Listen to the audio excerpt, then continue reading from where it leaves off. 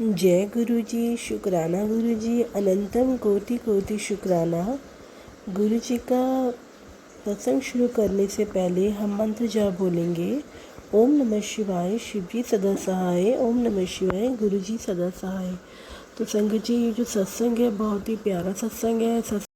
गुरु जी शुक्राना गुरु जी को मेरा कोटि कोटि प्रणाम। गुरु जी को मेरा नमस्कार और प्यारी साथ संगत जी आपको भी मेरा नमस्कार। गुरु जी महाराज, मैं आपका लख लख शुक्राना करती हूँ कि आपने मुझे ये मौका दिया कि मैं आपकी वडियाई कर सकूं। संगत जी, 2012 में मेरे हस्बैंड की डेथ कैंसर की वजह से हो गई थी और 2013 में मैं गुरु जी महाराज के साथ कनेक्ट हुई। संगत जी, मेरे 3 बच्चे हैं। मेरी बड़ी बेटी ऑटिस्टिक है और अभी संगत जी वो 36 साल की है। उसके बाद संगत जी मेरी एक बेटी है और एक छोटा बेटा है। और जिस समय संगत जी मेरे हस्बैंड की डेथ हुई थी उस समय मेरा बेटा 3rd क्लास में था और मेरी बड़ी बेटी संगत जी वो हैंडीकैप थी, उसे दिखाई भी नहीं देता था। संगत जी 24 घंटे वो बिस्तर पर ही रहती थी। और संगत जी मेरी बीच वाली बेटी ने अभी MSc की है। संगत जी, कहने को तो मैं जॉइंट फैमिली में रहती थी, लेकिन संगत जी परिवार वालों ने साफ मना कर दिया था कि अब तुम अपनी फैमिली को देखो, हम अपनी फैमिली को देखेंगे। संगत जी, मेरे पेरेंट्स काफी एजेड थे और हम 4 बहनें थी, तो ऑब्वियस बात है संगत जी कि मेरे पेरेंट्स कुछ भी नहीं कर सकते थे। संगत जी, मेरे पेरेंट्स तो ऐसे ही टूट गए थे क्योंकि उनका दामाद चला गया था। उसी प्रकार संगत जी मैं भी बहुत डिप्रेशन में थी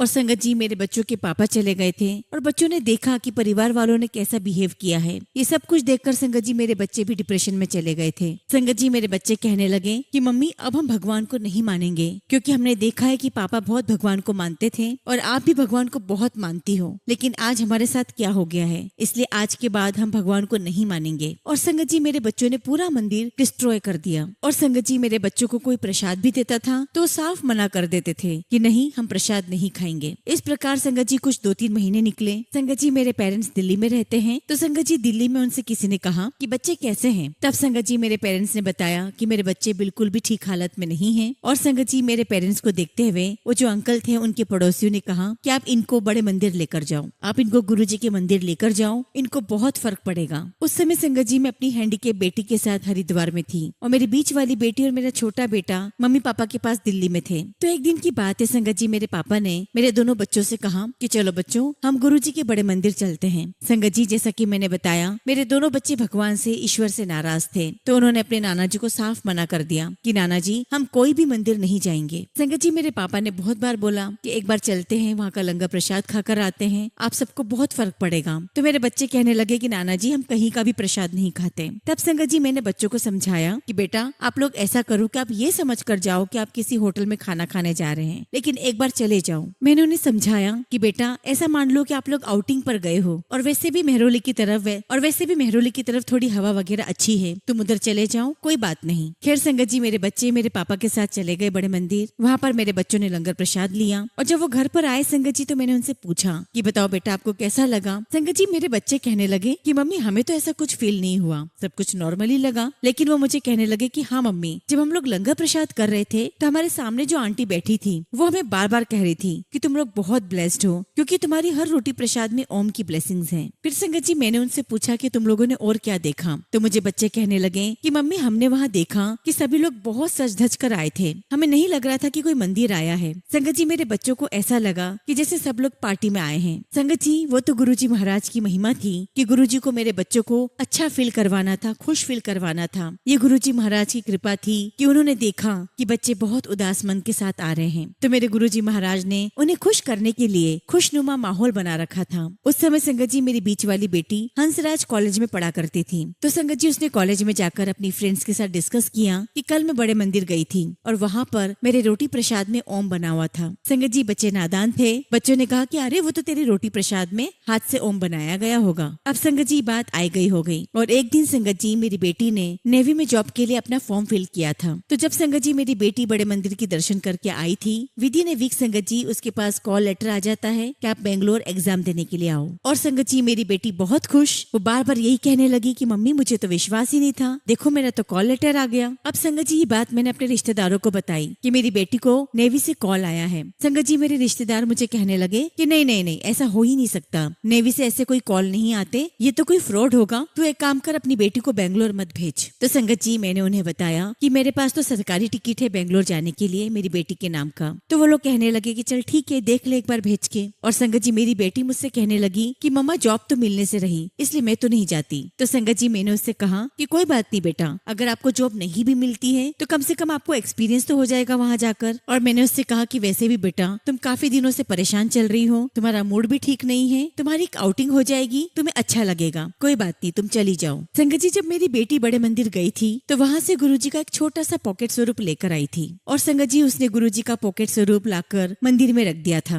और उसके बाद संगत जी मेरी बेटी बेंगलोर चली गई। मैंने सोचा कि बच्चे हैं नहीं और मेरी बेटी ने गुरुजी का स्वरूप मंदिर में रखा हुआ है और ये बच्चे गुरुजी को मानते नहीं हैं, तो क्यों ना मैं आज जाकर गुरुजी के स्वरूप को गंगा जी में विसर्जित कर देती हूँ। और जैसे ही संगत जी मैंने गुरुजी के स्वरूप को हाथ लगाया तभी मुझे एक आवाज सुनाई दी, कुछ मंग के वेख ले। संगत जी मैं बड़ी हैरान, मैं घर में अकेली थी तो मुझे समझ ही नहीं आया कि साउंड कहाँ से आया है, कुछ मंग के वेख ले। संगत जी मेरे हाथ में गुरुजी महाराज का स्वरूप था और उस स्वरूप में गुरुजी महाराज ने टी शर्ट और पैंट पहनी हुई थी। और संगत जी मेरे मन में आया कि टी शर्ट और पैंट वाले बाबा जी मेरी क्या सुनेंगे। और तभी संगत जी मुझे मेरी हस्बैंड की बात याद आ गई। वो अक्सर मुझसे कहा करते थे कि कभी किसी को अपमानित मत करो, अगर तुम किसी को मान सम्मान नहीं दे सकते तो उसको अपमानित भी मत करो। तो संगत जी मैंने सोचा कि गुरुजी महाराज को विसर्जित करने से पहले क्यों ना मैं एक बार इनको अपने मन की बात बता दूं। तो संगत जी मैंने गुरुजी के स्वरूप के सामने कहा कि गुरुजी मेरी बेटी बेंगलोर में एग्जाम देने के लिए गई है, अगर वाकई में आप महान हो, आप सब कुछ कर सकते हो, तो आप कुछ ऐसा करो कि मेरी बेटी को इंडियन नेवी में जॉब मिल जाए। क्योंकि संगत जी वो एक कमीशन जॉब थी ऑफिसर की। और उसके बाद संगत जी मैं वहाँ से उठ जाती हूँ और ठीक 2 दिन बाद संगत जी मेरी बेटी का मुझे फोन आता है और वो मुझे कहती है कि मम्मी मेरा पहला राउंड क्लियर हो गया है, मैं उसमें पास हो गई हूँ। और संगत जी ऐसे 5 राउंड होने थे। और संगत जी उसने मुझे बताया कि मम्मा इस एग्जाम के लिए 2.5 से 3 लाख लोगों ने एप्लीकेशंस फिल की थी और उनमें से सिर्फ 1500 बच्चे ही पास हो पाए हैं। और संगत जी जब मेरी बेटी का फोन आया तो उसने मुझे बताया कि मम्मा उन 1500 बच्चों में से सिर्फ 200 बच्चों ने ही पहला राउंड क्लियर किया है और उनमें से मैं एक हूँ। और अभी 4 एग्जाम्स और हैं, लेकिन मुझे आगे की सारी एग्जाम्स बहुत मुश्किल लग रही है। तो मैंने उससे कहा कि कोई बात नहीं बेटा, आप बस अपनी मेहनत से एग्जाम देते जाओ। और संगत जी पूरी एग्जाम्स के एंड में सिर्फ 7 बच्चे सिलेक्ट किए गए और 7वें नंबर पर संगत जी मेरी बेटी का नाम पुकारा गया। Surabhi Chopra is also selected for this job. और संगत जी तभी मेरी बेटी का रोते रोते फोन आया और उसने मुझे कहा कि मम्मी मुझे जॉब मिल गई है, मैं सिलेक्ट हो गई हूँ इंटरव्यू में। और तभी संगत जी एकदम से मेरे मुंह से निकला कि बेटा ये सब कुछ गुरुजी ने किया है और ये सब कुछ गुरुजी की ही कृपा है। और तभी संगत जी वहाँ से मेरी बेटी ने कहा, कौन गुरुजी, कैसे गुरुजी, ये तो सब मेरी मेहनत है, आप मेरे सामने गुरुजी का नाम मत लो। क्योंकि संगत जी मेरे बच्चे भगवान को मानते ही नहीं थे। अब खैर संगत जी मेरी बेटी ने फोन डिस्कनेक्ट कर दिया और मैंने भी अपने मन में कह दिया कि हाँ ये मेरी बेटी की मेहनत है। और आप मानोगी नहीं संगत जी, 2 से 3 घंटे के बाद मेरी बेटी का फिर से मेरे पास रोते रोते फोन आया। तो मैंने उससे पूछा कि क्या हुआ, अब तुम क्यों रो रही हो। तो वो मुझे कहने लगी कि मम्मा मैं इंटरव्यू में तो सिलेक्ट हो गई थी लेकिन मेडिकल में फेल हो गई हूँ। तो मैंने पूछा कि ऐसा क्या हो गया। तो वो मुझे कहने लगी कि मम्मी सबकी साइड पर 22 रिब्स होती हैं लेकिन मेरी 23 रिब्स हैं। तो वो कह रहे हैं कि एबनॉर्मेलिटी की निशानी है और इस चीज के बाद में बहुत सारे ऐसे रीजंस होंगे जिसकी वजह से फ्लाइंग करने में प्रॉब्लम होगी। क्योंकि संगत जी मेरी बेटी को फ्लाइंग की जॉब मिली थी, मिसाइल फायरिंग की। संगत जी जब ये बात मेरी बेटी ने मुझसे कही तो मैं बहुत टेंशन में आ गई। खैर संगत जी मेरी बेटी ने ये कहकर फोन काट दिया कि मम्मा ये जॉब मुझे नहीं मिल रही है। अब संगत जी मैं रोते रोते गुरुजी के स्वरूप के पास गई और मैंने उनसे कहा कि गुरुजी आपने ये क्या कर दिया। और मैंने उनसे माफी भी मांगी कि गुरुजी मुझे माफ कर दो, मुझे लगा कि मेरी बेटी इंटेलिजेंट है, उसने अपनी मेहनत से एग्जाम पास की है। गुरुजी मुझे माफ कर दो, मैं भूल गई थी कि ये जॉब आपने दिलवाई है। और उस समय संगत जी मेरे हाथ में गुरुजी का वही छोटा सा पॉकेट स्वरूप हाथ में था और मैं पूरे घर में घूम घूम के सबको फोन लगा रही हूँ कि मेरी बिटिया को जॉब नहीं मिल पाई, वो मेडिकल क्लियर नहीं कर पाई। और संगत जी लगभग 7 साढ़े 7 की बात होगी और उस टाइम पर संगत जी मैंने गैस पर दूध रखा और गैस पर दूध रखने के बाद संगत जी मैं और भी अपने रिश्तेदारों को फोन लगाने लगी कि मेरी बेटी का सिलेक्शन नहीं हुआ है, वो मेडिकल में फेल हो गई है। तभी संगत जी मुझे गुरुजी के स्वरूप से एक साउंड आती है, दूध नु वेक, दूध रख के आई हुई है। और संगत जी मुझे तभी याद आया कि मैंने गैस पर दूध रखा है। मैं तुरंत दौड़ कर गई किचन में तो देखा संगत जी दूध बाहर नहीं निकला था, एक बूंद भी बाहर नहीं था। लेकिन हाँ संगत जी दूध उबलकर परफेक्ट रबड़ी बन चुका था। और तभी संगत जी मुझे गुरुजी की आवाज सुनाई दी, एदे विच मिठा पा ते लाची पा ते मैनू भोग लगा, उन्हें खुशखबरी आने वाली है। और जब संगत जी साउंड सुनाई दिया तब तक मुझे नहीं पता था कि गुरुजी बोलते हैं और पंजाबी में बोलते हैं। और संगत जी मुझे बाद में जाकर पता चला कि गुरुजी पंजाबी में बोला करते थे। खैर संगत जी मैंने वैसा ही किया, मैंने उस रबड़ी में इलायची डाली, उसमें मीठा डाला और उसे रबड़ी बना दिया। और जब मैं उसे गुरुजी के लिए सर्व कर रही थी संगत जी, तो वो रबड़ी संगत जी 2 बाउल में आई। और जब संगत जी मैं दोनों बाउल लेकर गुरुजी महाराज के सामने बैठी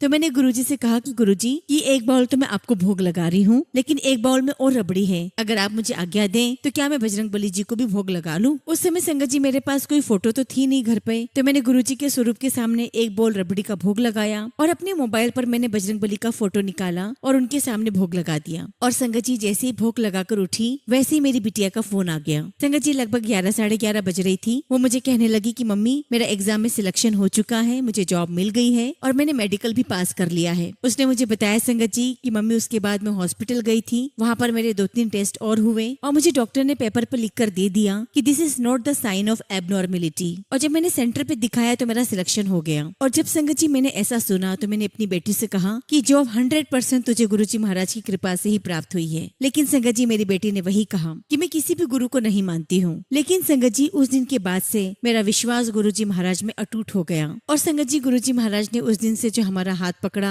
फिर कभी नहीं छोड़ा। फिर चाहे संगत जी मेरे बच्चों की शादी हो, संगत जी गुरुजी महाराज ने मेरी बिटिया की शादी बहुत अच्छे लड़के से करवाई। और यहाँ तक कि संगत जी शादी में जो भी खर्चा हुआ वो बहुत सारा हुआ, लेकिन सब कुछ अरेंजमेंट गुरुजी महाराज ने करवा दिया। शुक्राना गुरुजी, आपका लख लख शुक्राना। संगत जी गुरुजी महाराज के तो बहुत सारे सत्संग हैं, लेकिन जिस क्षण मैंने गुरुजी को अपनाया और गुरुजी ने मुझे अपनाया संगत जी इसलिए कह रही हूँ क्योंकि मेरा विश्वास भगवान से उठ चुका था। तो संगत जी गुरुजी महाराज के रूप में मैंने भगवान को पुनः प्राप्त कर लिया था। इसलिए संगत जी मैं कहती हूँ कि मैंने गुरुजी को अपनाया। वैसे तो गुरुजी ने ही मुझे अपनी शरण में लिया है। और अब संगत जी मेरी गुरुजी महाराज से यही प्रार्थना है कि गुरुजी मुझे अपने चरणों से हमेशा ऐसे ही लगाए रखना। शुक्राना गुरुजी, अनंतम शुक्राना गुरुजी। जय गुरुजी, शुक्राना गुरुजी। संगत जी